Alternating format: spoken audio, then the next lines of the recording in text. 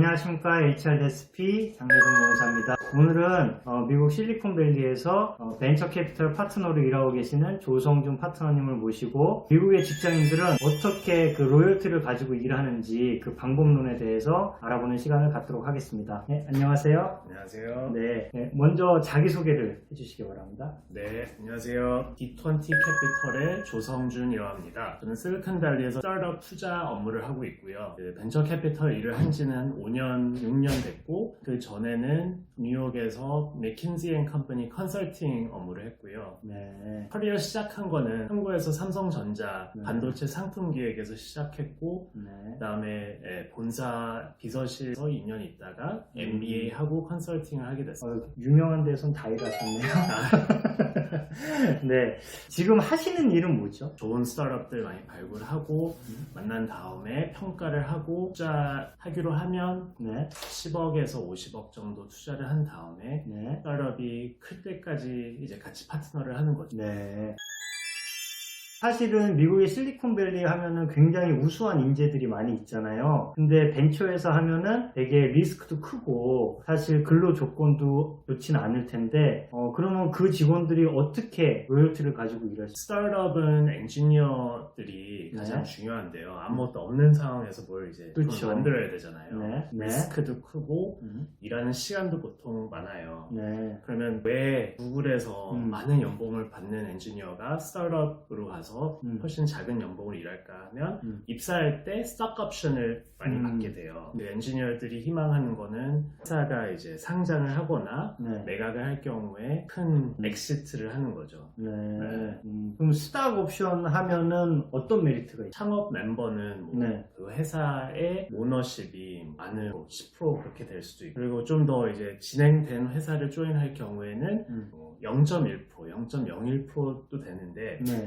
페이스북에 같은 경우에는 상장했을 때 이제 100조 원 가치로 상장을 했잖아요. 네. 그래서 페이스북이 IPO 할 때 그 백만장자가 몇천 명이 생겼다고 하더라고요. 그래요? 네. 그러니까 약간 그 업사이드라고 하죠, 미국에서는. 그냥 이제 연봉 받으면서 이제 편하게 사는 것보다 큰 네. 꿈을 꾸면서 일을 하는 거죠. 그렇게 주식의 가치가 몇 배, 몇십 배로 올라갈 가능성이 높은가 봐요. 그렇죠. 그러니까 회사 창업할 때 한 주에 10원 한다면 네. 상장할 때 몇만 원, 몇십만 원이 될 수도 있으니까 회사가 잘하면 가치가 계속 올라가는 거죠. 그러면은 채용할 때 그 스탁 옵션을 주나요? 아니면 일하면서 정기적으로 조금씩 주나요? 둘 다.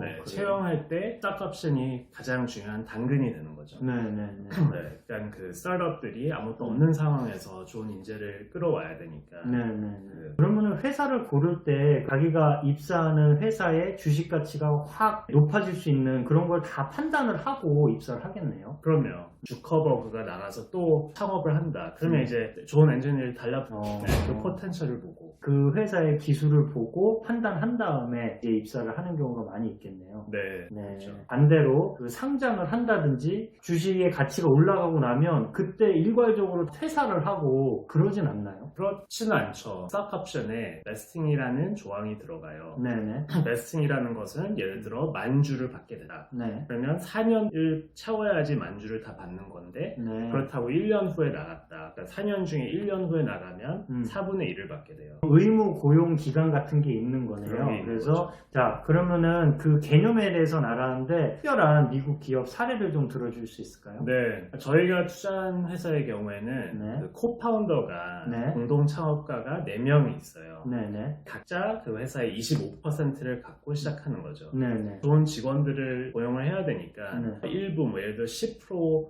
옵션 풀을 따로 만들어요. 네네. 그럼 그 10%에서 첫 번째 직원은 뭐 1% 주고 아. 그 다음에 두 번째는 뭐 0.5% 그렇게 주고요. 그냥 10% 옵션 풀 만들면서 공동 창업가들의 25%는 그만큼 희석이 되는 거죠. 아, 그러네. 네, 그 다음에 나중에 또 이제 외부 투자를 받게 되면 더 희석되고 예를 들면 지금 회사 가치가 네. 300억이라고 치면 네. 지금 공동 창업자들은 회사의 15% 정도 갖고 있고요. 네네. 회사가 많이 진행됐으니까 지금 채용하는 직원들은 네. 0.01% 그렇게 주는 경우도 있고 음. 외부에서 좋은 임원을 좀 데리고 온다. 네네. 그러면 그 회사에 1%를 줄 수도 있는 거죠. 아, 네. 직무의 가치에 따라서 네. 그 비율도 좀 달라지는 거네요. 그렇죠.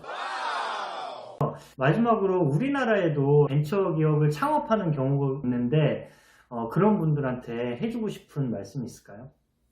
벤처기업 창업하는 것은 네. 엄청 어려운 일이에요. 혼자서 창업을 할 경우에 되게 어려운 일들이 많다고 하더라고요. 네네. 혼자서 해야 될 게 너무 많으니까. 네네. 근데 이제 공동 창업자가 있으면 처음부터 음. 정말 아무것도 없는 상황에서 네. 회사를 만들어내는 것을 같이 할 수 있는 사람이 있으면 훨씬 더 네. 수월한 것 같습니다. 네, 알겠습니다.